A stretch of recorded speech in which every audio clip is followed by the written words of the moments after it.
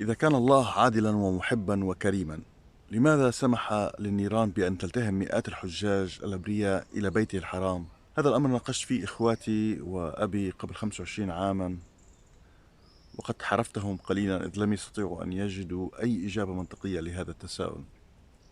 وبصراحة أنا لم أجد إجابة منطقية إلا بعد ما شاهدت هذا الفيديو لعالم رياضيات كانت لديه تساؤلات شبيهة. اعتنق الإسلام بالنهاية بعد أن لم يجد أي إجابة شافية في الإنجيل أو التوراة. الفيديو طويل نسبيا، بس أنا حاولت أختصره خلال أول 4 دقائق، بس بتمنى أنكم تشوفوا الفيديو مرات عديدة ورح تكتشفوا بالنهاية أنه الصدق هو أساس الإيمان. هذا يوم ينفع الصادقون صدقهم.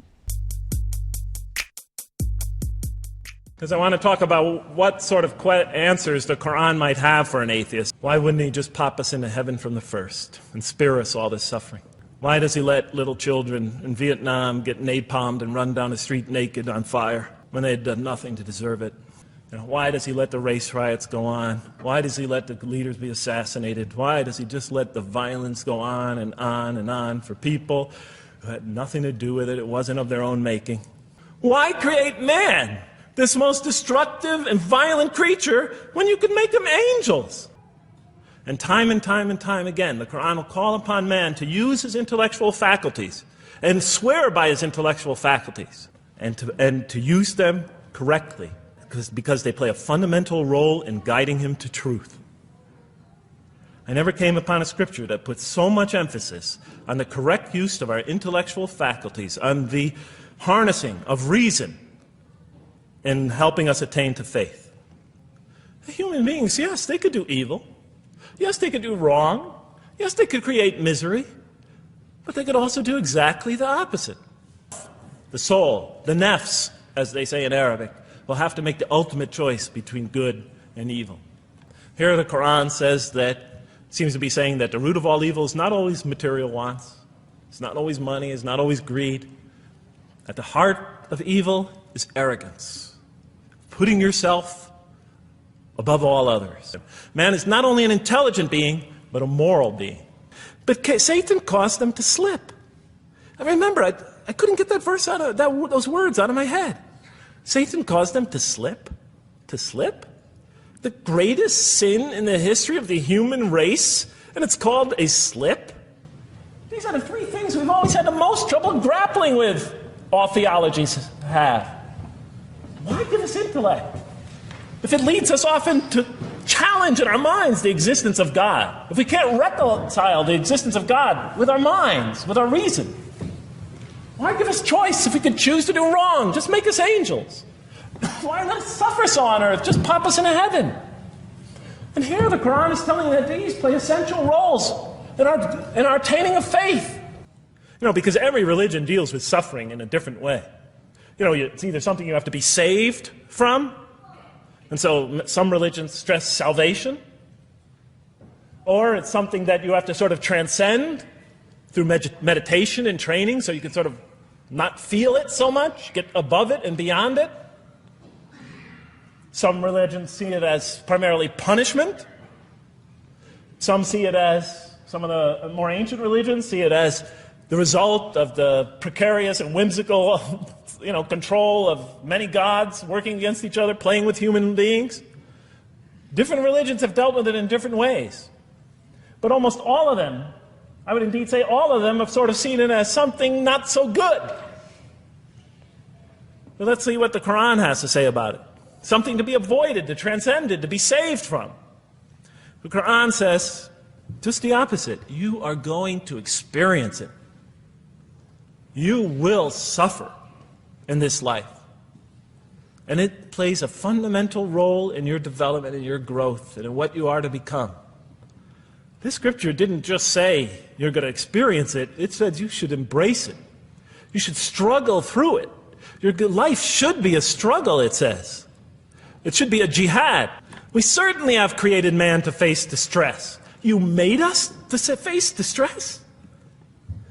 It is through giving and suffering together and hanging in there with each other and not bailing out and persevering through suffering, making that choice and knowing what you're doing. All those 3 things are essential.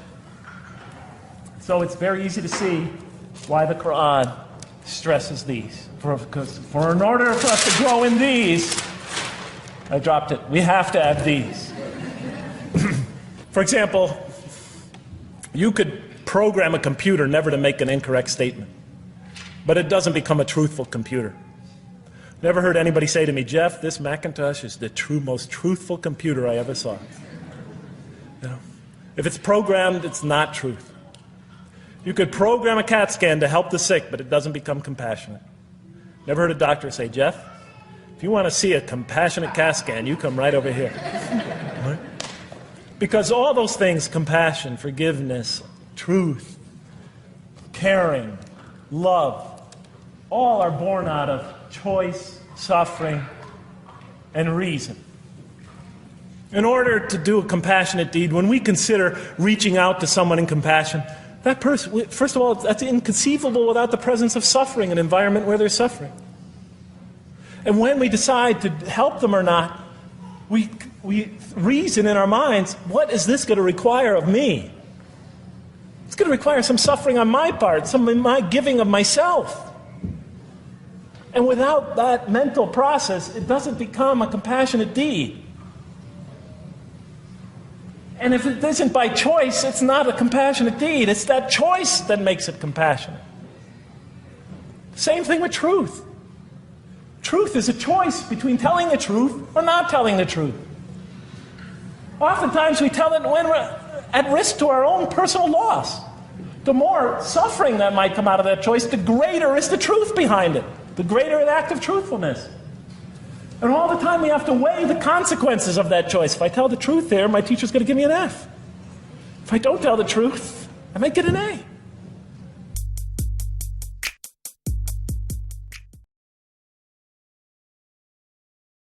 All right, very briefly, I just want to talk a little bit about what the Quran has to say about the purpose of life.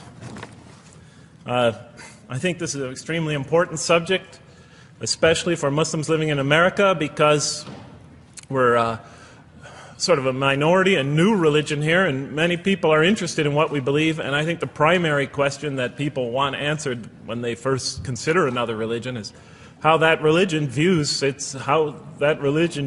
purpose of life, the purpose of of our existence here. And so I'm going to begin, though, talking about an atheist point of view. To begin this, I need to talk for about 5 or 10 minutes about, what I believe contributed to my becoming an atheist, because I grew up in a Christian family. And then I'll talk for about 45 minutes or so about what I experienced in the Quran and how that sort of changed my perception. So it's very simple. But my wife always says I should summarize what I'm going to do before I talk, because it's easy to get lost in my speeches. And my wife doesn't have a lot of confidence in my speaking ability. Okay, so let me start out by mentioning that my mother certainly played no role in my becoming an atheist.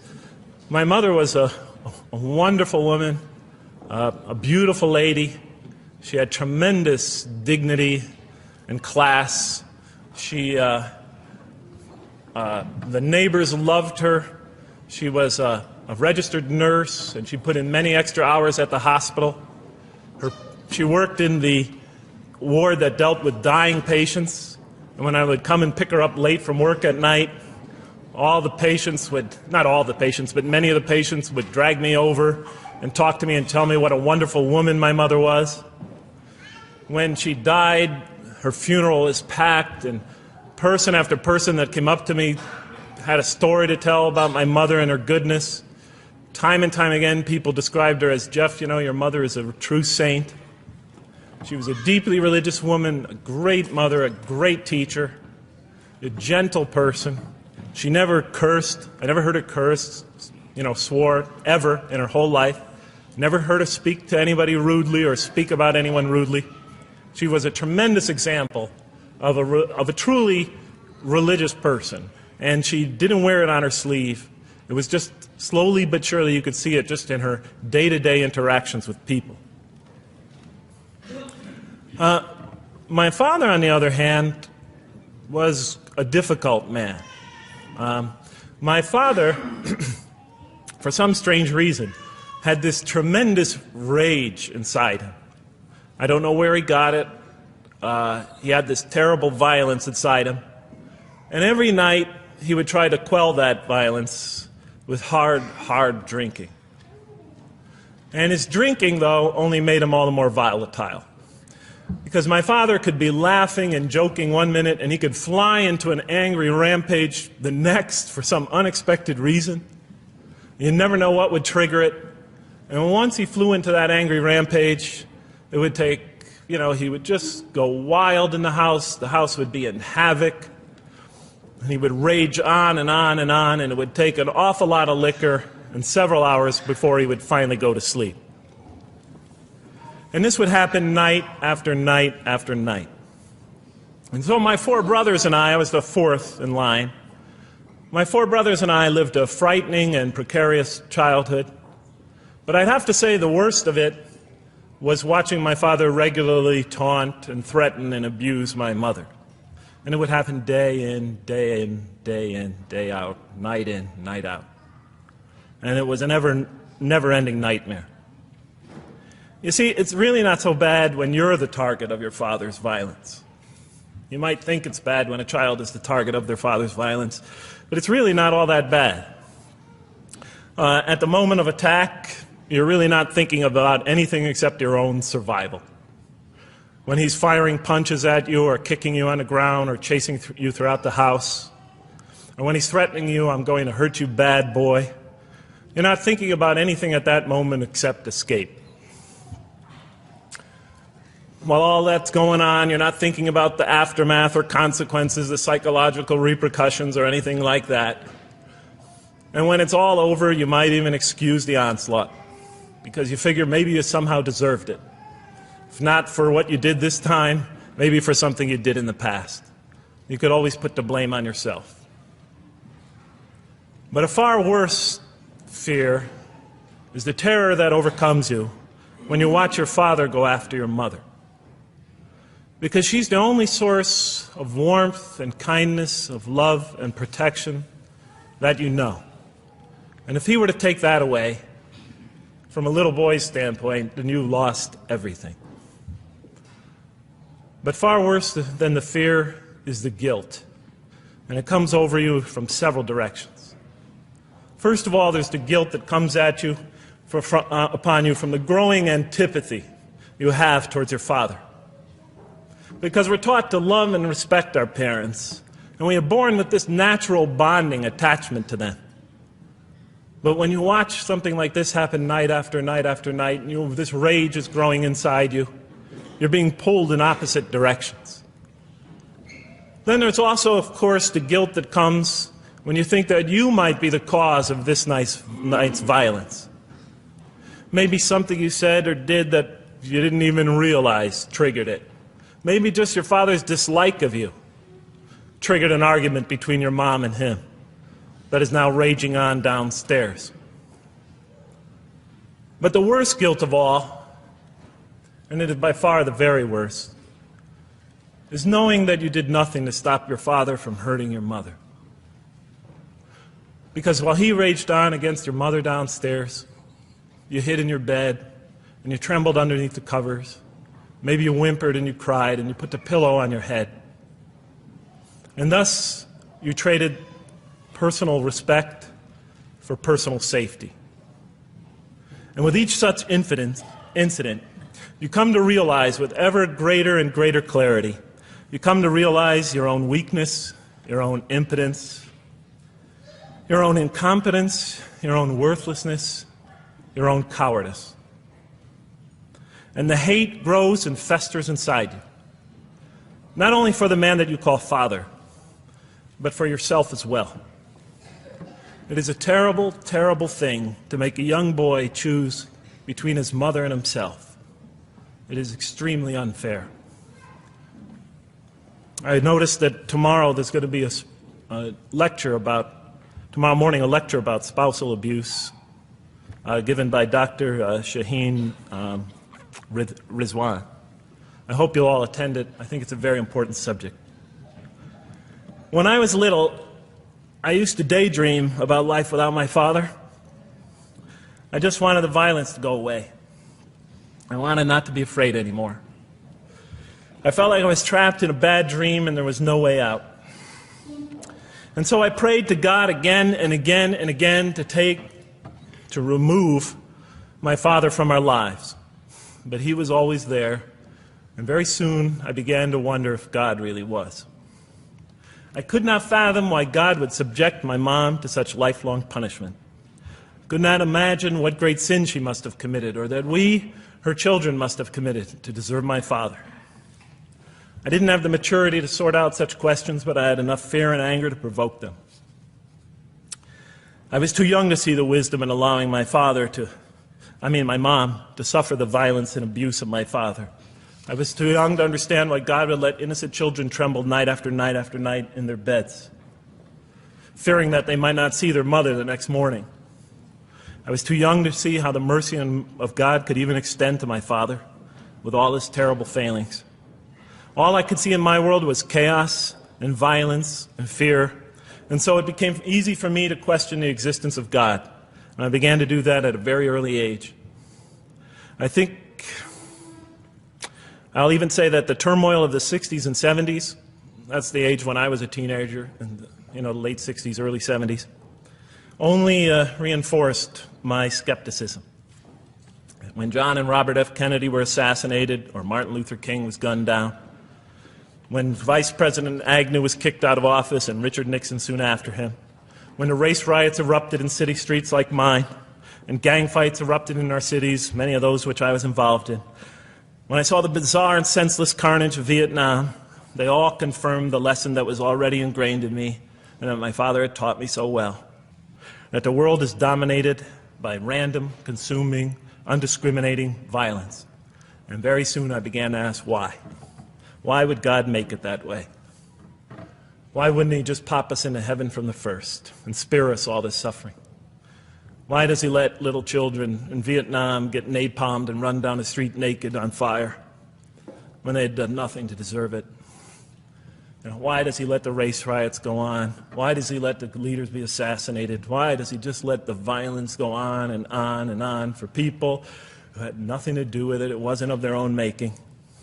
Why didn't he just make us angels and pop us into heaven if he could make us angels, which I was always taught he could? Why did he make us so susceptible to sin? Why didn't he make us impervious to it, like he made the angels? Is this the best world he could create, I thought? Is this the most perfect world he could create for our existence, for our beginning? I just couldn't figure it. And all the explanations I received from priests and doctors and lawyers, from whoever, spoke to me or taught me, they just didn't make sense to me. In any case, so I became an atheist when I was 16, even though I was going to Catholic school at the time. Declared myself an atheist in one class. It was a confrontation between me and a priest. We were talking about God and the purpose of life. And I expressed my views, and he said, well, then you don't believe in God. I said, well, I guess I don't. And then through my junior and senior year of high school, I got an F in religion, even though I continued to do very well on the tests. In any case, when I was 28, to make a long story short, some friends of mine gave me a copy of the Quran. And one night I was sitting in Diamond Heights, my apartment in Diamond Heights in San Francisco. I was working that time at the University of San Francisco. I was 27, 28 at that time, I can't remember. And I ran out of stuff to read, and I took this gift that my friends gave me and I began to read it. And I came to the first verse. Well, I opened the Quran, read the first page, then the second, and then very quickly, in the second surah, about 37 verses into the Quran, I came upon the story of mankind. And I have to admit, I read through it very quickly. It was about 9, 10 verses long, story of the first man and woman. And I recognized some of the details. It was similar to what I had learned when I was a child, but I noticed that there was something wrong.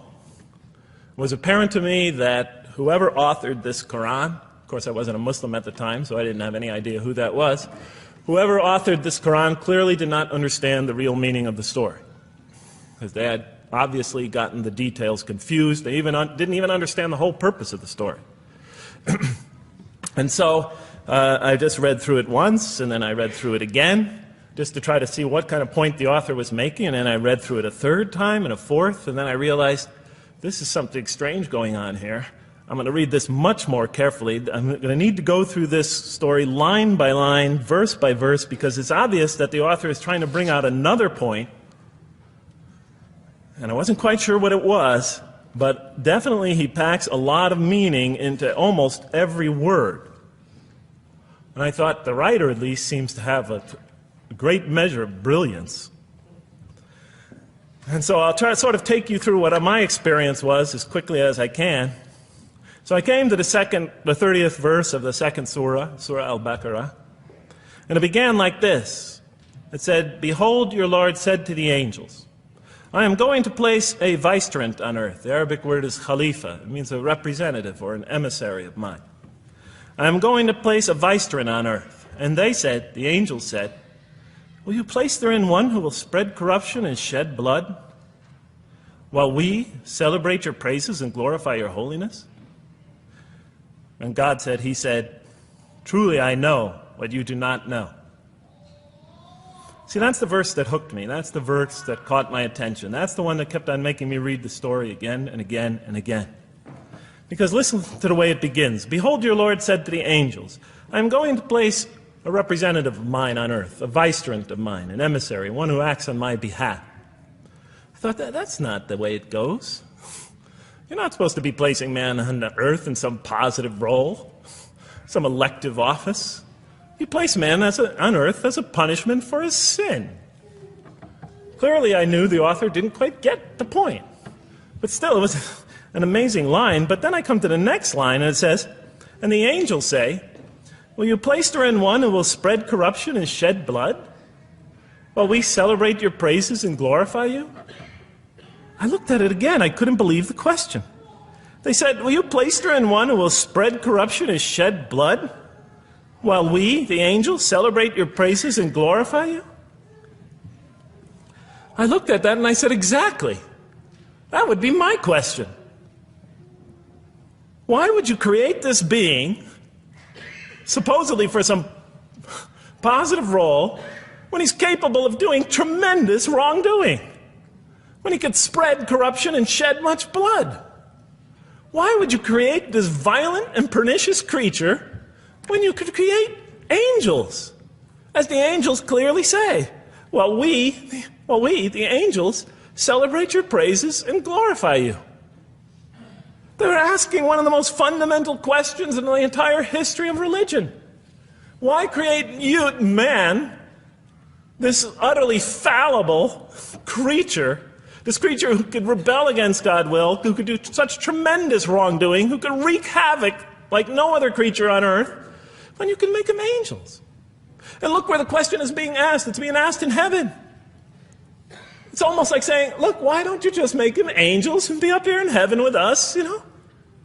Why don't you just make them angels, pop them into heaven, he's fine. Why would you put him on earth where he could feel distant from you, where he could work out his worst criminal tendencies, act them out, feeling somehow independent and apart from you and free to do whatever he wants, when you could just make them angels and put them into heaven and make them perfectly submissive to your will? I looked at that question and said, that's my question. I'm not even a single verse into the story of mankind, and there before me I see my question. That whole question, everything that I ever thought, everything that I ever experienced, everything that I ever knew was in that question. It was as if the author took my life and wanted to pick out exactly the right question to humiliate me, to provoke me, to anger me. Why create man, this most destructive and violent creature, when you could make them angels? And then look at the answer. And he said, God said, truly I know what you do not know. You know, in modern parlance, we would say, I know exactly what I'm doing. I read that and said, what? You know what you do not know? You know exactly what you're doing? Well, please inform me. Tell me what you're doing. Because, you know, I'm 28 years old and I haven't figured out it yet. And I have a lot of issues that I'm still dealing with. that's connected to this question. You can't just get off that easy. You can't just tell me you know exactly what you're doing. Not after what I've been through, not after you made me this way. And then I realized, of course, I was arguing with a God I didn't even believe in. And that would happen several times as I read through the Quran. And sometimes I would just get into so agitated by what I read, I'd start arguing with this voice that I'm reading before me, that's calling to me. So we turn to the next verse. Well, it turns out that the Quran just doesn't dismiss the question. It starts to answer it a little bit. And in the next verse it says, and he taught Adam, God taught Adam, the names of all things. And then he placed them before the angels and said, tell me their names if you are right. So this verse is clearly referring to the previous one. But notice what it says. Now, from my own background, I remember Adam naming things, but it wasn't connected to any answer to any philosophical question. But here, notice what it says. And he taught Adam the names of all things. And I realized already, just from the first verse, you got to read these verses very carefully because it's packed with a lot of symbolism and meaning. And he taught Adam the names of all things. So here we see Adam is not only just a creature who knows how to name things, who's acquiring the gift of language, but he's also a learning creature. God is teaching him. And right here, right in this verse, and it'll come even clearer in the subsequent verses, that the very first thing that the Quran is going to emphasize here is man's intellect. He is a learning creature. He is taught. And what is he taught? What is one of the great intellectual gifts he's given? In response to the angel's question, the gift of language. Because through language, mankind can not only learn, but he could learn things not only through his own experience, but he could learn things that other people have experienced of times and places that are hundreds, thousands of years and miles separated from him. And so that all our knowledge becomes cumulative. Every generation learning from the generation before it. I'm learning today from authors I read from other sides of the world that may have existed 2,000 years ago. And so we all contribute to our collective learning and knowledge. And so what I'll see later in the Quran, when the Quran will emphasize this again and again and again. Like in one verse it says, read in the name of your Lord who created. Created a man out of a tiny creature that clings. Read, it commands the reader. For your Lord is most bountiful. Why is he most bountiful? What great gift did he give you? For he taught man the use of the pen. And through it taught him what he otherwise could not know. And time again, the Quran will call upon man to use his intellectual faculties and swear by his intellectual faculties. And to use them correctly because they play a fundamental role in guiding him to truth. I never came upon a scripture that puts so much emphasis on the correct use of our intellectual faculties, on the harnessing of reason, in helping us attain to faith. And he taught Adam the names of all things. And then he placed them before the angels and said, tell me their names if you are right. Okay, you have this objection you have this natural question about this creation of mankind. Here, this mankind is this human being, this human creature is a learning creature. He has many intellectual gifts. Here, I'm going to place these things before you. Tell me their names if you are right about man. And what did the angels say? In the next verse they say, glory to you. We have no knowledge except what you have taught us. In truth, it is you who are knowing, the wise. They say this task, this intellectual test that's put before them is beyond their grasp. Notice what they emphasize. We have no knowledge. This would take knowledge. This would take an intellect that they don't possess. In truth, it is you who are knowing, the wise. You got it. It's easy for you. You're the knowing, the wise. You have knowledge. You have wisdom. But this would take knowledge and wisdom that is beyond us. And so in the next verse we read, and he said, "O Adam, tell them their names." And when he had told them their names, notice how it's just like it's nothing for him. For mankind, he has this phenomenal ability.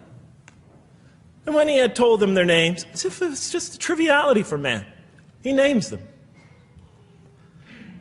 "Oh, Adam, tell them their names." And when he had told them their names, God said, "Did I not tell you that I know what is unseen in the heavens and the earth? And I know what you reveal and conceal?" And he's clearly going back to the angel's question. Yes, you have these natural concerns about the creation of mankind. Yes, he could do these evil things. But look at this tremendous intellect he has. This is something you have overlooked, that you haven't considered. And that's clearly the point of these verses. Even though I felt that the author didn't quite, it was as if I realized that he didn't misunderstand the story. He was taking one of the great stories in the history of humankind, one of the fundamental greatest stories in the history of mankind, and molding it and using it as a vehicle for an entirely original message. And God said, "Did I not tell you that I know what is unseen in the heavens and the earth? And I know what you reveal and what you conceal?" In other words, didn't I tell you I know exactly what I'm doing? And then in the next, "And did I not tell you that I know what you reveal and conceal?" I looked at that. What question what did they reveal and what did they conceal? What did their question reveal and conceal? I thought about it for a minute. Oh, it's obvious. What did their question reveal? You just go back and look at the question. It revealed the sinful and sinister propensities of man. I mean, it's obvious, right? Why are you all looking at me like that? You're starting to scare me. You're all looking very serious. Am I losing you? Wow. Okay. So, they revealed the sinister and evil propensities of man. But what did their question conceal? And all you have to do is think about it for a minute. The human beings, yes, they could do evil. Yes, they could do wrong. Yes, they could create misery. But they could also do exactly the opposite. They could choose to do evil. They could choose to do tremendous good. They could choose to do tremendous violence. They could choose to show tremendous compassion. They could choose to live by falsehood. They could choose to live by the greatest truths. They could be terribly ugly. They could be terribly beautiful. And up until that point in my life, I, like the angels, that only saw one side of the coin. And for the first time when I read that verse, believe it or not, it was an eye-opener for me.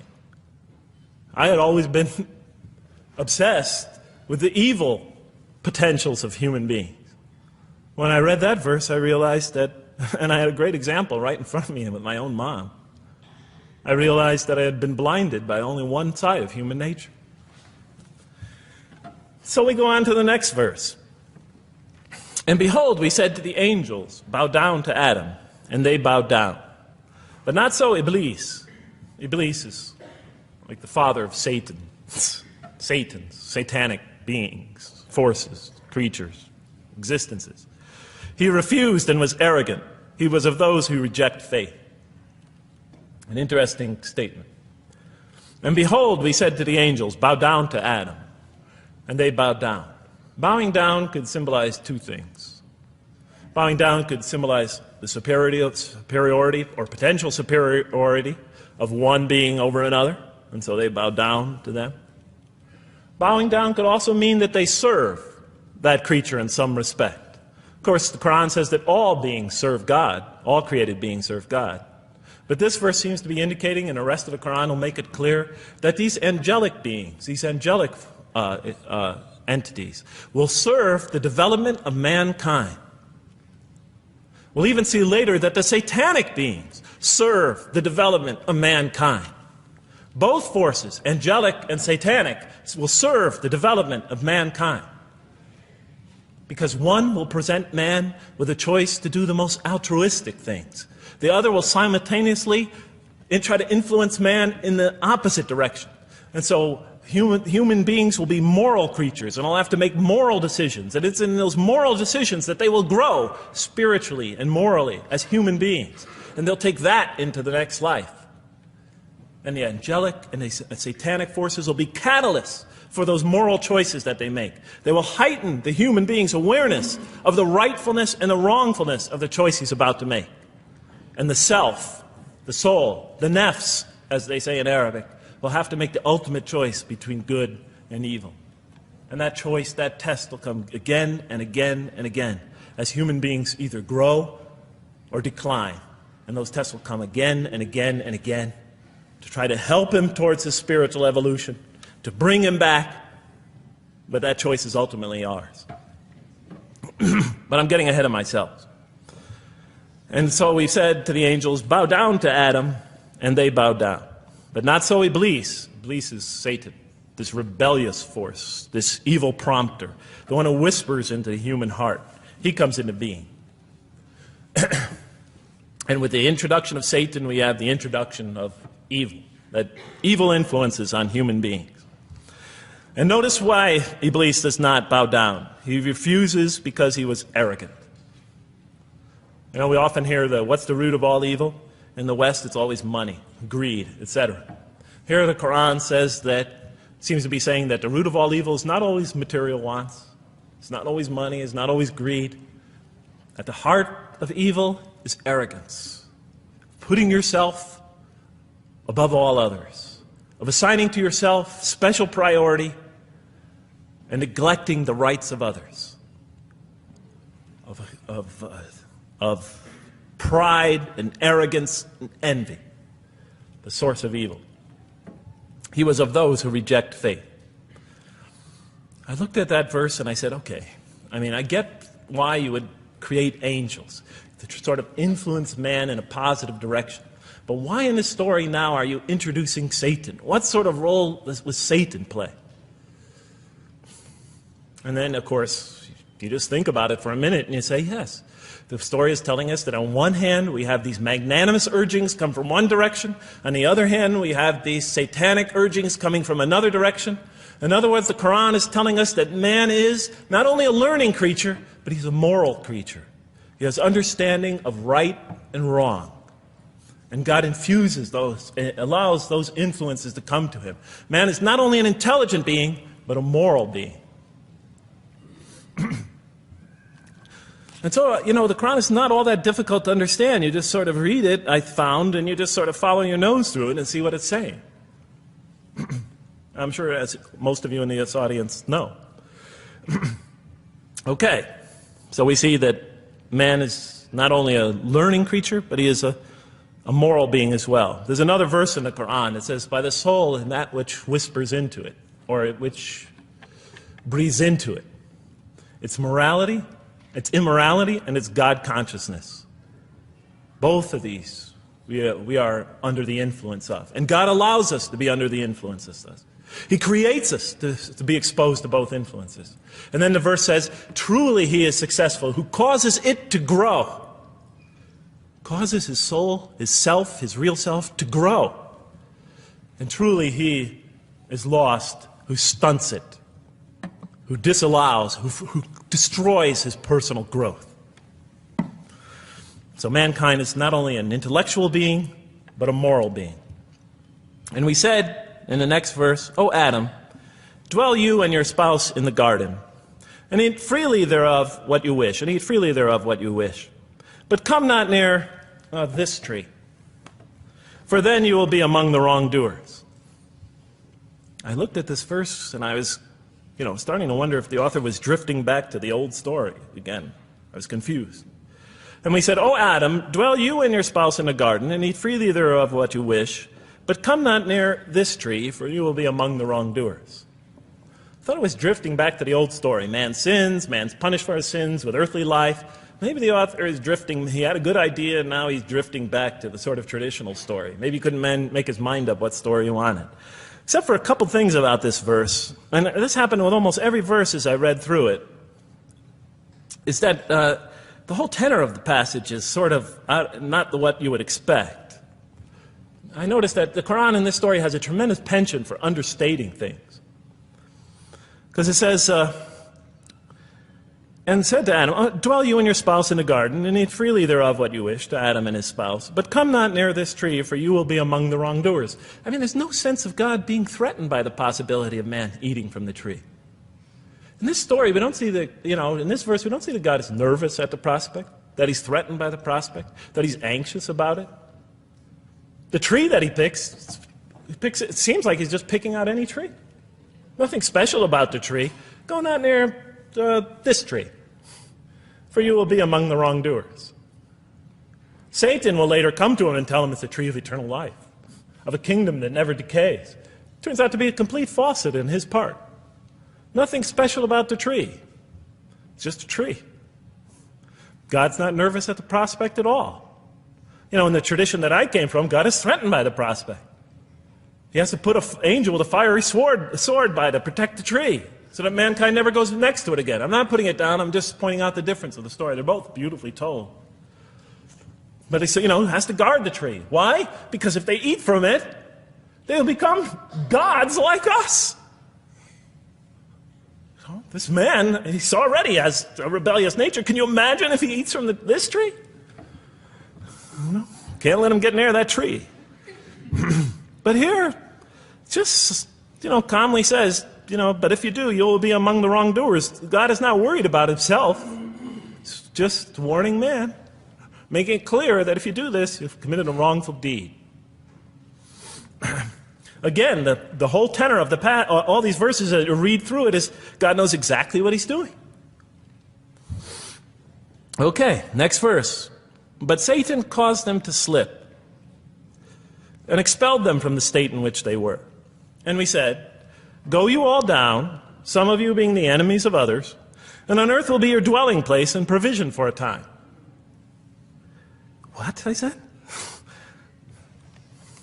I was expecting now the rage, the anger, the violence, the jealousy. That's what I was expecting. Okay, they eat from the tree. Where's the rage, the violence? I'm going to punish you now. You're going to sweat on earth. And you're going to suffer, and you're going to stub your toe, and you're going to work, and you're going to labor.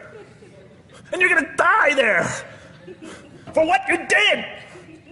And where is the woman? All right? And the woman. All right? She's the one who's going to suffer the most. Right? She'll have to suffer labor pains and monthly cycles. Right? And bleeding and crying out when her children come into the world. She'll scream out. And worst of all, the greatest humiliation, the man will rule over her. When he's obviously her intellectual inferior, because she and the angels she and Satan seduced him, and he just bumbled along and committed a real, wrong deed. Well, I don't mean to make light of it, but the story is obviously different, though. No threat here. As a matter of fact, look at the way it says, "O Adam, dwell you and your spouse in the garden, and eat freely thereof what you wish. But come not near this tree, for you will be among the wrongdoers." Then they make the mistake. But Satan caused them to slip and expelled them from the state in which they were. And we said, go all you down, some of you being enemies of others, will be adversaries of others. Some of you will be adversaries of each other. And on earth will be your dwelling place and provision for a time. This is not a deity losing it. If you look at it, on earth will be your dwelling place and provision for a time.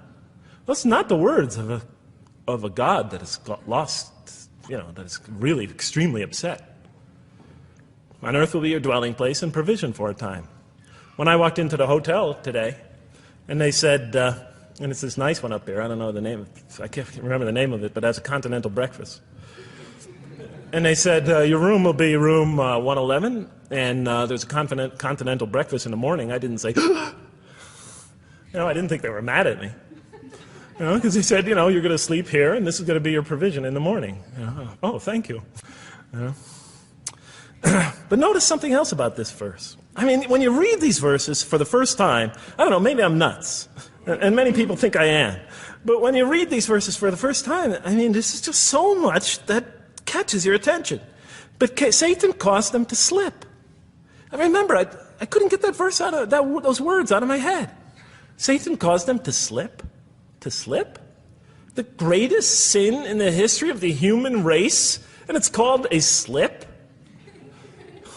In my culture, slip means, you just momentarily, for a fraction of a second, you lose your focus. It's not a big deal. My Uncle Bob used to always say to me, Jeff, I'm sorry, I'm 5 minutes late, I slipped up. The understanding is it's no big deal. It's just a slip. You know, that's what we say when we make a minor mistake. I slipped up. Don't worry about it. Never happen again. A slip, I said? Momentary loss of focus? The greatest sin in the history of humanity? Why we're all here? Why we're all suffering? Why we experience death? A slip? I didn't believe it. I went to my Arabian friends at that time. I didn't know any Arabic. I came to this verse. We went through it line by line. I said, now don't change any words. Just read them one at a time. But Satan made them, and I said, okay, this one right here. What does it mean? Tell me what that means. They looked at it. It says, slip. Slip. And expelled them from the state in which they were. A slip, I thought? But then maybe I was trying to force the traditional understanding, the traditional interpretation. Maybe it was just a slip. I mean, after all, they didn't commit murder. They didn't commit robbery, rape, pillaging, assault. They ate a couple of pieces of fruit. It's not the greatest sin in the history of humanity by any means. And then the next verse says, and then they were expelled from the state in which they were. Well, what state were they? Let's see now. Let's go back from where we started. First, mankind is being taught. We see he's an intellectual being. Then we show he's a moral being. Moral being means he's a being that's going to have to make choices. And then God gives him this choice. It's not a huge deal. It's not the gravest sin in the history of humanity by any means. It's minor by any standards. They make it, though. We see that God originally intended to put man on earth as his vicegerent. We see a period of preparation where he's being prepared intellectually, where he's growing as a moral creature. When does God finally put him on earth? What signals that he's ready to begin? He makes his first independent choice. It's not the worst deed in the history of humanity. It's minor on anybody's scale, but it shows that mankind is ready to act on his own, to be his own, to make his own choices, that God has empowered him to make choices, and he's ready to make them and carry them out, and see them most often to their expected ends, if God wills.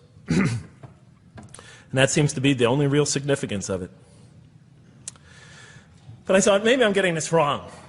Maybe God just blows off into an angry rampage the next verse. So I look at the next one and it says, and then Adam received words from his Lord. And God turned to him mercifully. For he's oft returning, ever merciful. Well, if I had any doubts up till now that God is not enraged by what this has happened, that God hasn't prepared mankind for this choice, for what was eventually going to happen, that all this was preparation for mankind to begin his earthly sojourn in this famous allegory. If I had any doubts before now, I had them, certainly didn't have them after reading this verse. Because the verse is entirely consoling, reaching and merciful, reaching out to mankind in mercy. Mankind goes to earth. He's obviously afraid. He obviously feels remorse. He's in an unfamiliar environment. And what does God do? He turns to him. He turns to him. In Arabic, the word has the meaning of like a father turning towards an infant or a child or somebody, or a parent, a mother turning towards her child. And he turns to him mercifully, and for God is oft returning, ever merciful. And Adam receives words from his Lord. What kind of words? Probably words of consolation, words of hope, words to tell him not to be scared. And in the next verse we see those are exactly the type of words that Adam receives. He says, go down, Adam and his spouse, go down from this state, all of you together. Repeating that again, just so that we know that this is not a punishment here. Go down from this state, all of you together, and truly there will come to you guidance from me. And whoever follows my guidance has nothing to fear, nor shall they grieve. It is an emotional picture. This young couple is here, in fear, and in shame, feeling remorse, and God reaches out to them and turns towards them and tells them, you have nothing to fear, nor shall you grieve. I know this is tough for you, but you've been prepared for it up till now, through your entire existence. It had to happen. This is a necessary stage in your development, in your growth, but just hang in there, follow my guidance, be true to me and I'll be true to you, I'll guide you, I'll help you, I'll do whatever you need. Just follow my guidance and you have nothing to fear, nor shall you grieve. Okay. So I was impressed. I thought this author, whom I didn't know, I thought was extremely brilliant. Because the story is entirely coherent, but it's bringing out entirely new meaning. And it's stressing some things in the human equation that I would never have normally thought of. Actually, I thought these sort of things argued against the existence of God. Here, the author was using them to say, look at these. These play a fundamental role in the purpose of life. What? Intellect. Human beings have intellect. Right. In response to the angel's question, they are moral creatures, and they are subjected to evil and angelic promptings. And they have to choose between them again and again and again throughout their existence. And their growth, which the Quran talks about frequently, is going to depend on that. We're here to grow, as we will see. But it emphasizes choice. Human beings are creatures of choice. It also emphasizes suffering. Suffering. Man, that's pretty nice writing. It also emphasizes suffering. Human beings are going to suffer here on earth. That's the first thing that the story mentions. Spread corruption and shed blood?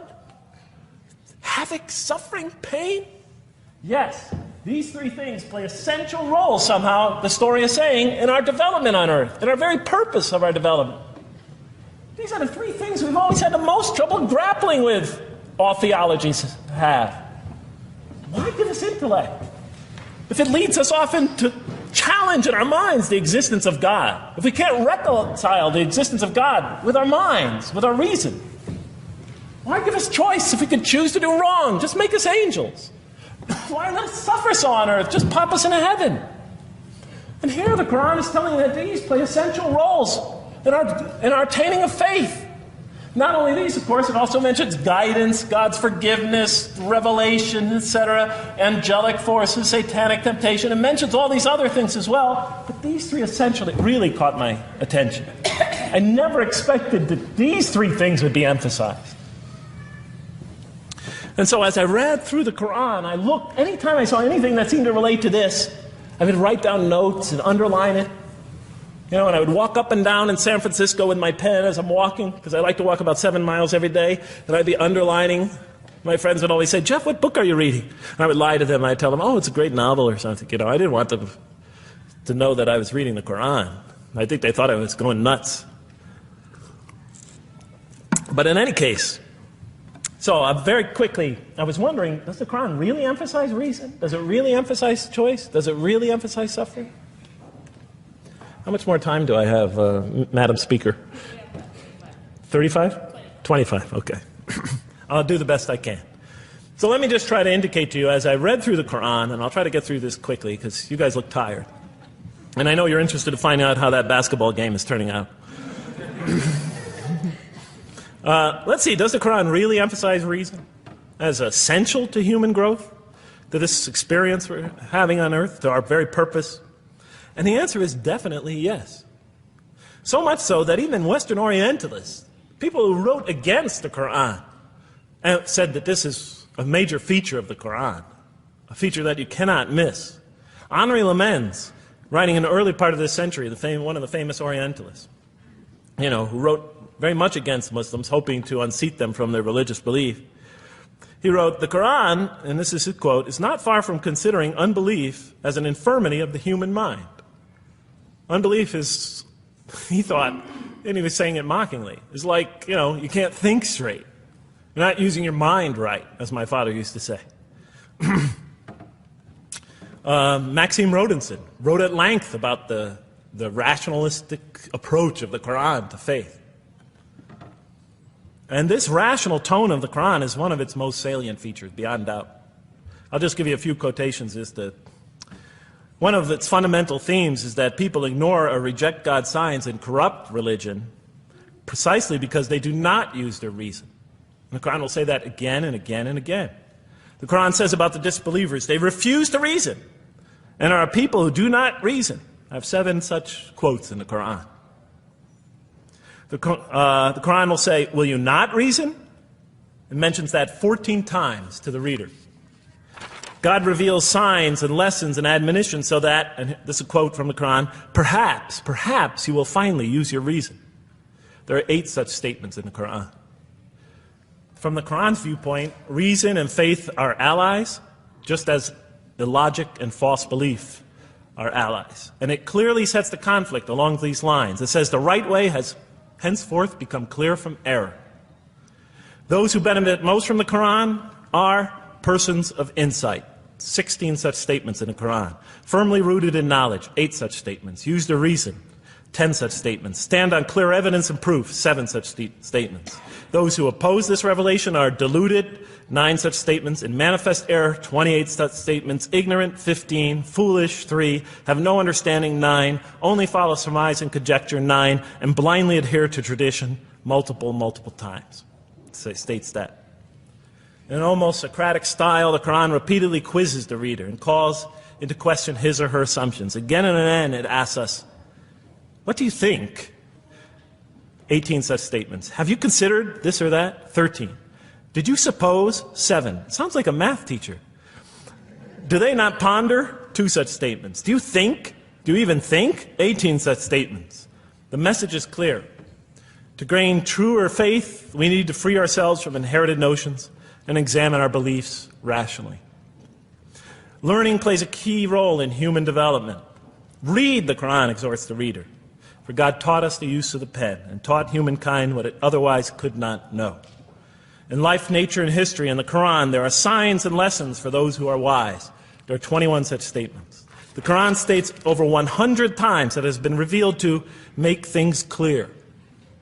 I thought the author of this Quran must have had a strong mathematical insight, a natural mathematician. All throughout, when I was reading, I was trying to imagine what he must have been like. God teaches humanity both directly and indirectly, and sometimes so subtly that we are unaware of his instruction. Thus he tests us in multifarious ways. Of course, I just want to make it clear, Muslims believe God himself is the author of the Quran. Sometimes I give this speech and people come away and ask me, Jeff, who is the author of the Quran anyway? But I didn't know. So I was just trying to figure it out. Repetition is indicative of the importance given to certain ideas. It should be observed that the Arabic word for knowledge in the Quran, ilm, appears 854 times in the text in its various forms. It's one of the most frequently occurring words. So the Quran really does put great emphasis on reason in our spiritual quest. Does it put great emphasis on choice? Well, here's what it has to say. Let there be no compulsion in religion. The right way is henceforth clear from error. It's a choice, and it must be freely made.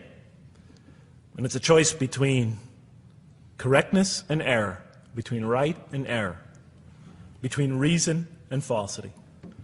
Had God willed, he could have indeed guided you all, it says in the Quran. Why not, I thought. Why not just guide us all? Why let some of us choose to go this way and that way? The Quran is constantly provoking me as I read it. Do not the unbelievers know that had God willed, he could have guided all mankind? Oh, do not the believers know that had God willed, he could have guided all mankind? Okay, I'm an unbeliever, I thought. Tell me, why didn't you guide all mankind? If you want us to be in conformity of your will, just make us that way. And if we had so willed, we could have given every soul its guidance. Why did you let us be creatures of choice? Just program us to do the right thing. Never make a wrong choice. Had God willed, he could have made us all one community. He could have made us clones of one another. But he didn't. It wasn't part of his plan. Enlightenment has come from your Lord. He who sees does so to his own good. He who is blind is so to his own hurt. It's your choice. It says it again and again in the Quran. Remember when I was reading this, I was a disbeliever. And this scripture is constantly reminding me, it's your choice, Jeff. It's no compulsion in this. It's your choice. It's up to you. You're probably not reasoning correctly here. Think a little harder. Come on, try. It's just a few more steps. And whoever is guided is only to his own gain, and whoever is stray, I am only a warner. It's your choice. We have revealed to you the book with the truth for mankind. He who lets himself be guided does so for his own good. He who goes astray, it's to his own hurt. It's his choice. There are many, many such references. I'll stop there. But you get the point. The Quran clearly emphasizes that choice plays a key role in our development. But what about suffering? I mean, suffering's the biggie, right? I mean, that's the real major question. What does the Quran have to say about suffering? Because every religion deals with suffering in a different way. It's either something you have to be saved from, and so some religions stress salvation, or it's something that you have to sort of transcend through meditation and training so you can sort of not feel it so much, get above it and beyond it. Some religions see it as primarily punishment. Some see it as, some of the more ancient religions see it as the result of the precarious and whimsical, control of many gods working against each other, playing with human beings. Different religions have dealt with it in different ways. But almost all of them, I would indeed say all of them, have sort of seen it as something not so good. But let's see what the Quran has to say about it. Something to be avoided, to transcended, to be saved from. The Quran says just the opposite. You are going to experience it.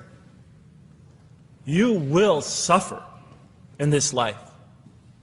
And it plays a fundamental role in your development, in your growth, and in what you are to become. This scripture didn't just say you're going to experience it. It says you should embrace it. You should struggle through it. Your life should be a struggle, it says. It should be a jihad.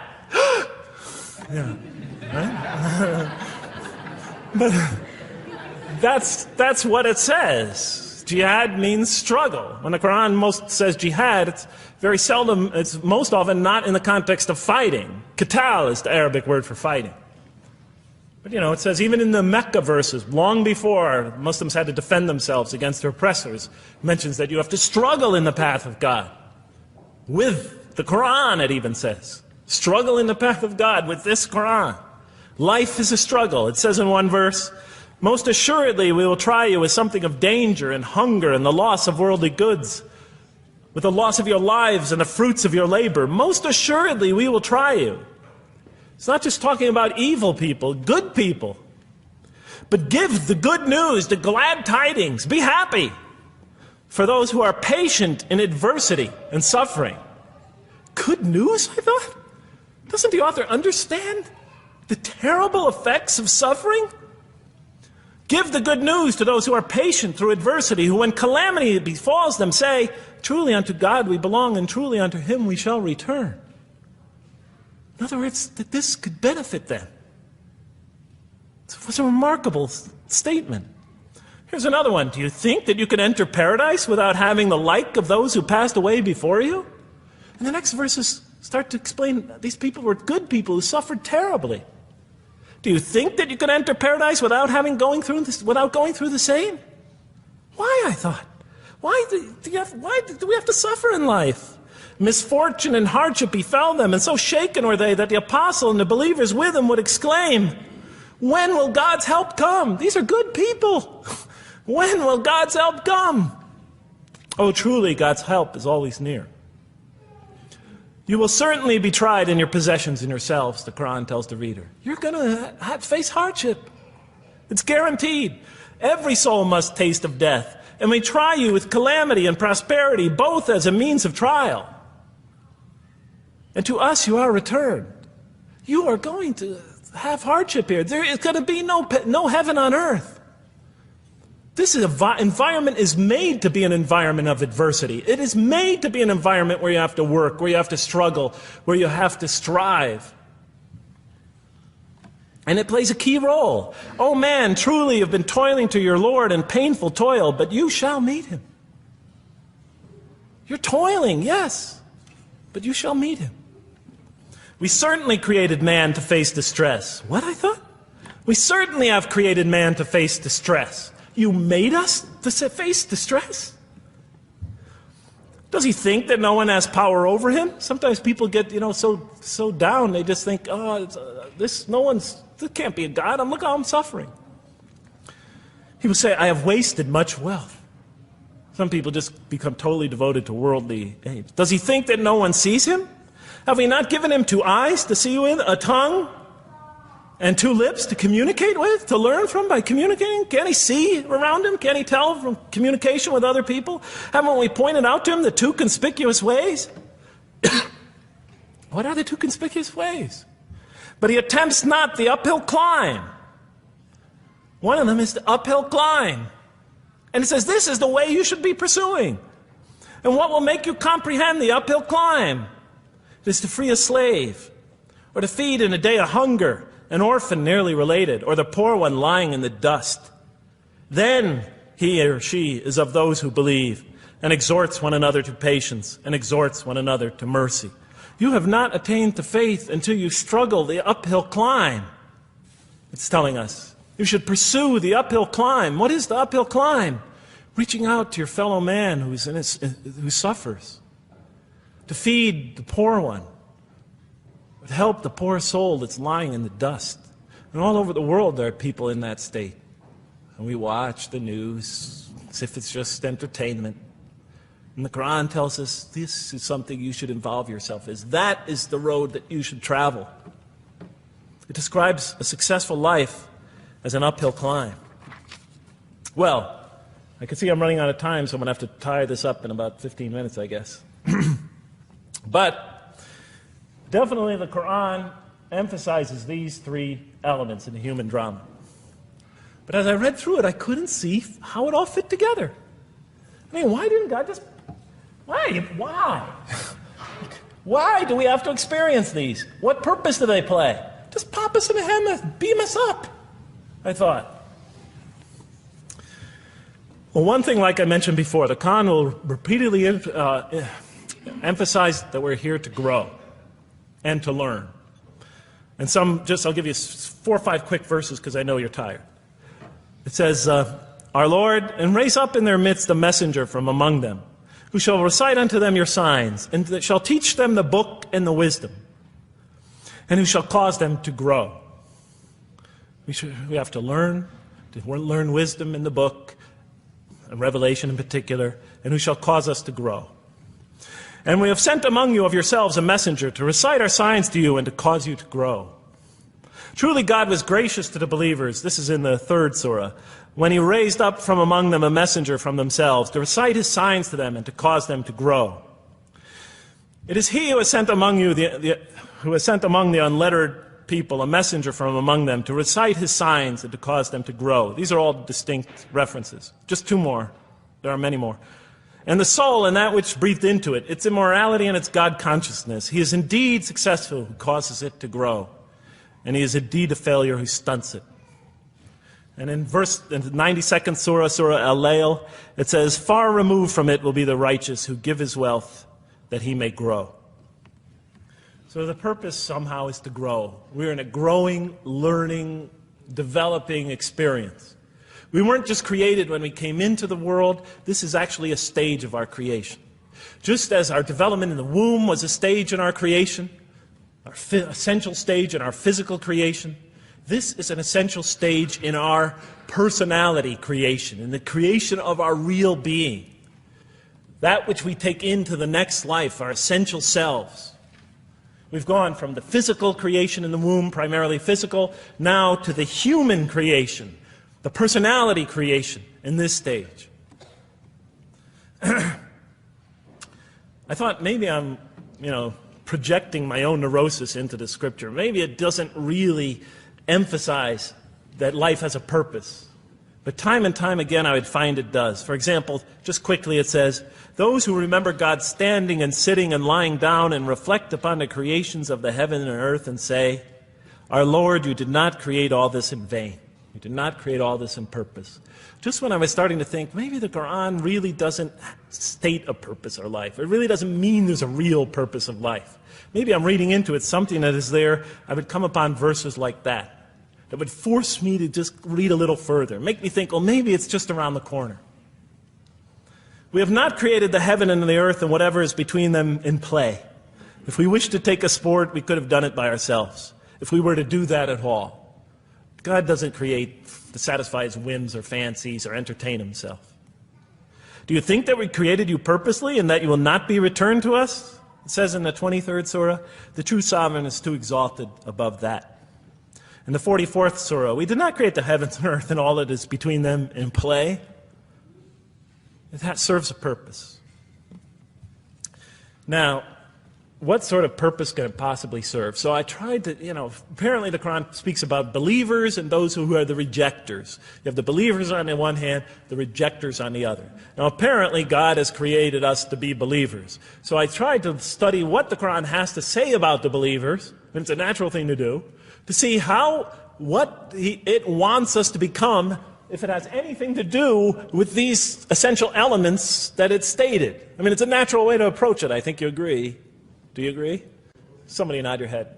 That's what I say to my math students. Just one head nod is enough for a mathematician. Get one head going, okay, I did my job. Okay. So, how does the Quran describe the believers? What are they supposed to attain to? What is their ultimate thing that they're supposed to get? What are they ultimately supposed to achieve? And it's very clear when you read the Quran that what they will achieve in this life and will experience to so much greater degree in the next is they will experience a relationship of love with God. They will turn to God in love, and God will turn to them in love. In the Quran, God's mercy, compassion, forgiveness, kindness, beneficence, warmth, generosity, all the things we normally think associated with God are freely given to all mankind. But when the Quran speaks of God's love, we would normally think of that as God's love. But when the Quran speaks about God's love, it's talking about something very special. Love is always presented as a relationship between two. If we do not turn to God in love, then we just receive His mercy, forgiveness, kindness, beneficence, warmth, generosity, all those wonderful nurturing things, His nurturing, and we reject it. And so we never really experience that love, because we never really turn to it and open ourselves up to it. It is always there for us, but unless we enter into that relationship, that love, that give and take, that relationship of love never develops. We reject it, and that's what the word kafir means. It means to reject, to turn your back, to ignore, to throw a gift that someone gives you behind your back. And so the Quran tells us that the believers will experience this sublime relationship of love. It says, "Yet there are men who take others besides God as equal, loving them as they should love God. But those who believe love God more ardently. Say, if you love God, follow me, and God will love you and forgive you your faults, for God is the forgiving, the merciful. O you believe, if any from among you should turn back from his faith, then God will assuredly bring a people He loves and who loves Him." And throughout the Quran, I'll mention time and time again that God loves the believer. God loves this type of person. God loves that type of person, and so forth and so on. So it's quite, and I'm trying to pick the speed up here, so you'll have to excuse me for that. But it is apparent from the Quran that one of the purposes of creation, maybe the essential purpose of the creation, is to produce from this subset of humanity that will freely enter a relationship of love with God. They will not only experience the beauty of other relationships in their lives, but this love that they will experience with God is the sublime experience that they will enjoy. Not only in this life, but infinitely greater in the next, when all the distractions, all the masks are stripped away. Okay, I thought, you created us to love you, for us to turn to you in love and to experience your love, to receive and experience your love. But why do you need these? Just pop us into heaven, love us, and make us love you. Program us to love you. You'll make my dog love me. Do the same sort of thing. I kept on coming back to the same issue. Just do it. Okay. Still couldn't see it, and I was almost through the Quran, and I thought either I'm dumb or this scripture just never really got to it. Okay, so I didn't give up. I thought, okay, what's the next natural thing to do? Okay, so we're here to develop this relationship of love with God. The Quran tells us that, if we are believers and we do good, we'll experience great joy and peace in this life, not only through our relationship with God, but through complementary relationships with all the people around us in this world will be a one for us of peace and serenity, even though we have to struggle and survive and suffer. But I couldn't see, how this all tied in with this suffering business and why he couldn't just put us into heaven. So what's the next natural thing to say? Okay, so we're created to have this relationship of love with God, to enter this relationship, to experience and receive all that he has to offer us. So the natural thing to do is to study the two partners in that relationship. What does the Quran have to say about us, the believer? What does it ask of him and her? What does it require of them? And then what does the Quran tell us about God? And then is there some essential nexus, some essential connection between them, and does it have anything to do with these? Because if the Quran doesn't show that, then the essential link that links all this together, that pieces it all together, is missing. And as I thought to myself, whoever this author is, and by now I knew he had fantastic genius, even though he came from the primitive confines of the most backward, most uncivilized sector of humanity, of people that had no literary history, really, to speak of, no great works of literature, no scriptures that preceded him, even though he came from the desert of culture, even though this came out of that environment, and the mind behind it had to be tremendously phenomenally genius to come out of that surrounding and produce something like this. If that essential link was missing, I knew that, he was great, but, and extremely great. But, what do you expect? How could anybody answer those questions? Nobody in the history of humanity has been able to answer them. Okay, so I thought, first I'll see what the Quran has to say about the believers. What does it require of them? Then what it has to say about God, and see if there's some essential link. Are you following me? You're giving me the note. Get off the stage. Okay, I'll do my best. It's a deep subject. We're almost done. Bear with me a few more minutes. I'm sorry, really. I know Siraj Wahaj, when he gives these sort of speeches, he always says, okay, I'm finishing up now, and then 10 minutes later he says, you thought I was telling you to... I won't say that, but just give me a few more minutes. Bear with me. Okay, quickly. What does the Quran ask of the believers? From the Quran's many exhortations and its descriptions of acts and types of individuals loved by God, it's not difficult to compose a partial list of things that the Quran wants us to do, which it calls good deeds, time and time again. To believe in God, to have faith in God, to have a relationship with God, and to do good. So what does it describe as these good deeds? Well, as I read through the Quran, it says that... Can I take this away? Remember, intellect, choice, suffering. It says we should show compassion.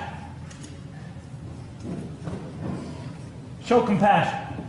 We should be merciful. I have the references here, but just excuse me, I'm not going to list them all. We're running out of time. We should be forgiving. Forgive others. We should be just.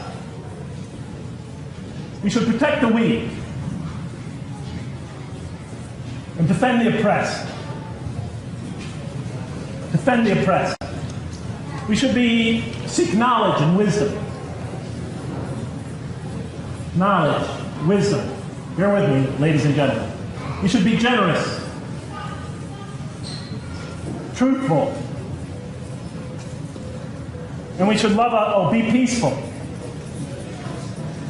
And we should love our fellow man. Love others. I'll just give you one verse because I know we're running out of time, Madam Speaker. Truly those who believe and do good will the most merciful endow with love.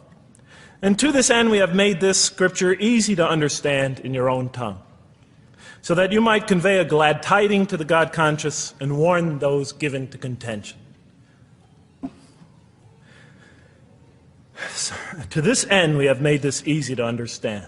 so that we'll learn to love others. Okay, that's all I'll say about that. I would like to say a lot more, but I don't have time. Now, what does the Quran tell us about God? You have to realize I'm just about through with the Quran here, in my first time reading it. And now I was really caught. I searched my head. What does the Quran tell us about God? It tells us nothing could be compared to Him. That He's outside anything that we may compare to.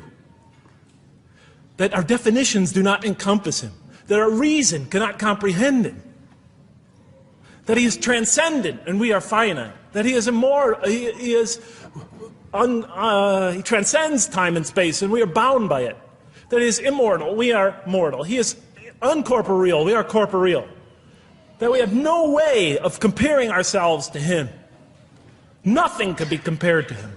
I thought, oh my God, I'm so close and yet so far. Because I'll never understand the essential link between us and God and why these three things fit into place. Because the Quran tells us that we could never really quite understand God. Or at least that's the way I thought. And so I put down the Quran when I had finished it. And much to my dismay, I was honestly disappointed because I thought the author made a brilliant try. But he never quite made it. And so I was sitting in front of, about 3-4 weeks later, I was sitting in Diamond Heights in my apartment watching a football game, I think it was. And you know, sometimes things just slip into your minds when you least expect them. And I'm sitting there watching it, and all of a sudden into my mind came a thought. And I said, wait a minute. The Quran does tell us so much about God. It tells us again and again and again, but somehow I just missed it. Just skimmed over it every single time. Because if you turn to almost any page, if you turn to the beginning of any surah, you could see time and time again essential information about God that I just thought was sort of a literary device, something to make it just sound more beautiful. Because if you turn to the beginning of any surah, you'll see the words Bismillahir Rahmanir Rahim, in the name of God, the most merciful, the most compassionate. If you read almost any passage, long passage, when you come to the end of it, it's punctuated by dual attributive statements like God is the merciful, the compassionate, God is the forgiving, the gentle, God is the kind, the protector, God is the generous, the truthful, God is, and so forth and so on. There are tens of thousands of such references in the statements in the Quran. What the Quran defines as God's most beautiful names, His attributes of perfection, repeated again and again and again on almost every page. And as I sat there, sitting by the television, I started to jot them down in my, on my little piece of notebook there. Same notebook I used to jot these down before. And I began to list from my own mind the attributes of perfection as I remembered them. And they were, God is the compassionate. God is the merciful. God is the forgiving. God is the just, the protector, the defender of the oppressed and the weak, the knowing, the wise, the generous, the kind, the truthful, the loving, the peaceful, the source of all peace, the truth, and so forth and so on.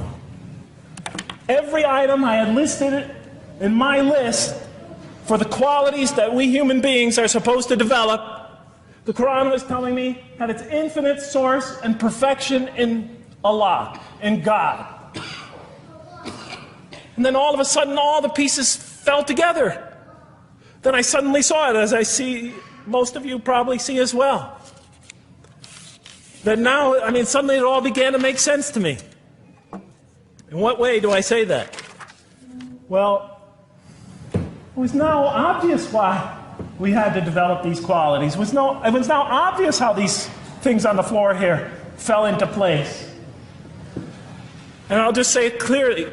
We're here to develop a relationship with God, to become closer to God. But how can you become closer to God when He's transcendent and you're finite, when He's immortal and you're immortal, when you're vice versa? when he's immortal and you're mortal, when he's unbound, fettered by time and space, and you are, and so forth and so on, how can you become close to that one? If I want to become close to you, I need to have something to share with you, something that we have in common. So, for example, if I want to come close to this young man here physically, I'll approach him, because we both have bodies, and I can position my body closer to him. Physical presence, bodily presence, is something we both share. If I want to become closer to that gentleman back there, if I want to become closer to him intellectually, I'll reason with him so we will have a convergence of minds, because we both possess reason. If I want to become closer to one of my sisters on this side emotionally, I'll try to appeal to their sentiments, because we both share feelings and similar types of experiences that generate those feelings. But how does one become closer to God? What do we share with Him? We share with Him exactly what He gave us. Because the Quran tells us that when we came into this life, He breathes into our spirit something of His Spirit. And that we come into this world with the seed of these very qualities within us. And we could either kill them, stunt them, as the Quran says, or cause them to grow. And when we grow in these, we grow in our ability not just to experience tremendous beauty in life through all this, but we grow in our ability to receive and experience the infinite beauty, the infinite peace, the infinite truth, the infinite compassion, the infinite mercy, the infinite, etc., all the way down the list, that only comes from the infinite perfect source of all these. The more we grow in mercy, the more we grow in our ability to receive and experience in this life and in the next, to an infinitely greater degree, the mercy of God. The more we grow in compassion, the more we grow in our ability to receive and experience God's compassion in this life, through prayer and through ritual and through contemplation and through other experience of others. And of course, infinitely more in the next life, the compassion of God. The more we grow in our truthfulness, the more we grow in our ability to experience God, the truth, because all truth comes from God. The more we grow in these things, the more we grow in our ability to receive and experience God's attributes of perfection. The more we grow in our ability to receive and experience His being. And that sort of nearness we are growing to Him is tied to our essential nature and to His. It's more than just physical nearness. It's more than just a convergence of ideas. It's more than just a convergence of feelings. It's a convergence of essential beings. It's the closest type of nearness two can feel, two can experience. I'll just give you a quick analogy, because this helped my children. Let's pretend I have a goldfish, a dog, and 3 children. 3 daughters, let's say. And I do have 3 daughters. No matter how much of my love, compassion, forgiveness, caring I pour upon that goldfish, it could only experience it to a tiny degree. It might not even really be aware of it, because it's a very primitive creature. But my dog, on the other hand, when I show it all my kindness, all my love, all my compassion, all of what is essentially me, it can experience it to a much higher degree than my goldfish. And through its interaction with me, through its own trying to give its own self to me, we could experience a quite wonderful relationship. But my children, especially as they grow older and go through their own experience and their own development, could receive and experience all the love and the compassion and the forgiveness and the caring and the generosity and the protection. Everything I have to offer, they could experience my being to a much higher degree than my dog ever can. And we could have a relationship of beauty that I could never have with my dog. As much as I love animals, having had 3 daughters, I know that the relationship that you have with 3 beautiful daughters could never even come close. No other relationship could approximate that. Of course, my relationship with my wife is also extremely beautiful, and she might hear this. And she's a wonderful woman, really. I mean, she's the source of so much beauty. But, okay, Madam Chairman, I am ready. So that seems to bring it all together. So now, I thought, wait a minute. That doesn't explain this. Why the intellect? Why the choice? Why the suffering? I thought, you almost had me, this Quran. You almost duped me. You almost tricked me, seduced me into accepting this philosophy. But wait a minute. What about intellect, choice, suffering? Why do we have to experience these? Why couldn't you just programmed us to be merciful, compassionate, forgiving, etc.? Why do we have to go through all this? And then, of course, the answer came to me as quickly as I thought of it. So we are creatures, and we grow, and we become. And yes, and you could make us anything you want, but you can't contain any of those attributes I listed without these three things. In mathematics, we try, three premises that go into, proving a theorem. We try to see if we could take one of them away, and if it's essential. And all three of these are definitely essential. For example, you could program a computer never to make an incorrect statement, but it doesn't become a truthful computer. Never heard anybody say to me, Jeff, this Macintosh is the most truthful computer I ever saw. If it's programmed, it's not truth. You could program a CAT scan to help the sick, but it doesn't become compassionate. Never heard a doctor say, Jeff, if you want to see a compassionate CAT scan, you come right over here. Right? Because all those things, compassion, forgiveness, truth, caring, love, all are born out of choice, suffering, and reason. In order to do a compassionate deed, when we consider reaching out to someone in compassion, that person, first of all, that's inconceivable without the presence of suffering, an environment where there's suffering. And when we decide to help them or not, we reason in our minds, what is this going to require of me?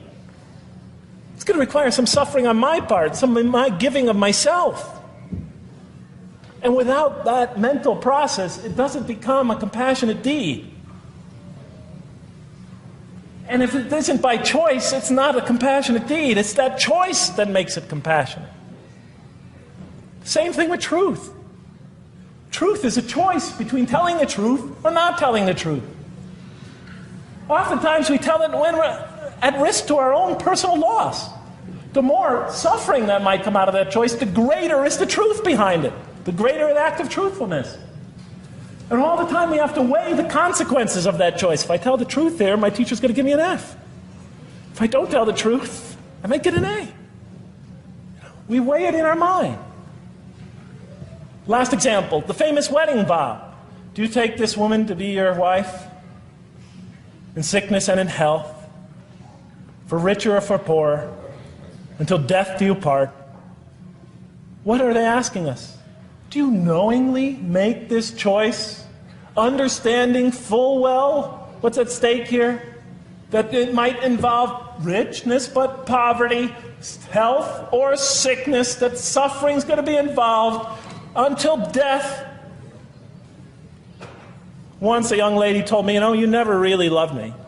Because when the growing got tough, when things got hard, when we hit rock bottom, when my life fell apart, you just got up and left. And she was right. And she understood full well that that's what love is all about. It is through giving and suffering together and hanging in there with each other and not bailing out and persevering through suffering, making that choice and knowing what you're doing. All those three things are essential. So it's very easy to see why the Quran stresses these. Because in order for us to grow in these, I dropped it, we have to have these. And that's why it's very easy to see, ladies and gentlemen, why the Quran, 30 seconds, Madam Chairman, why the Quran talks about sin as self-destruction. The Quran says when we sin, we commit, the Arabic word is dhulm, or zulm, however dialect you have. Dhulm against ourselves. We oppress, we destroy ourselves. Because when we don't grow in these, when we grow in the very opposite of these, we are literally destroying ourselves.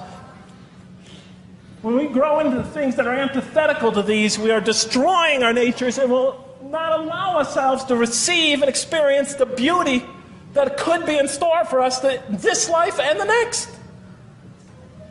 It's like coming into this world and developing in the womb None of the physical things you need to experience comfort and joy and peace and happiness on a physical level in this life.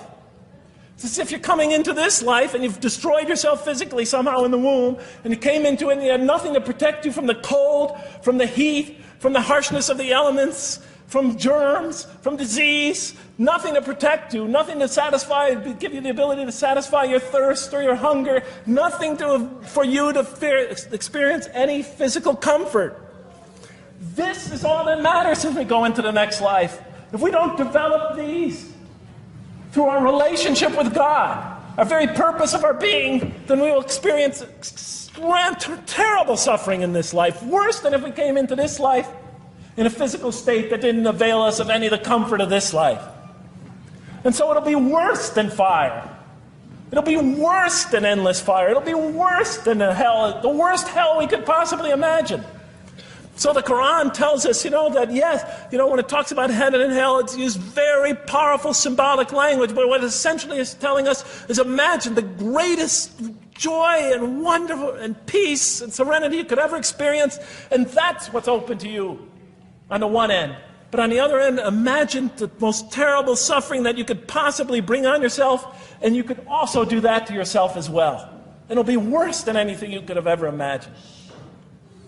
And so, the Quran tells us that God says on the Day of Judgment, I did not harm you in the least. You destroyed yourselves. And it could say that in total objective truth. And that's why the Quran, well, I think I'll leave it at that because Madam Speaker is about to shoot me. I still have other things to talk about, but I want to find out how that basketball game is going. So thank you so much for listening to me for so long. And may the peace and mercy of Allah be upon you all. I didn't mean to try to scare anybody at the end. That wasn't my goal. I was just trying to make a point. And may the peace and mercy of God be upon you all. Thank you so much. Assalamu alaikum.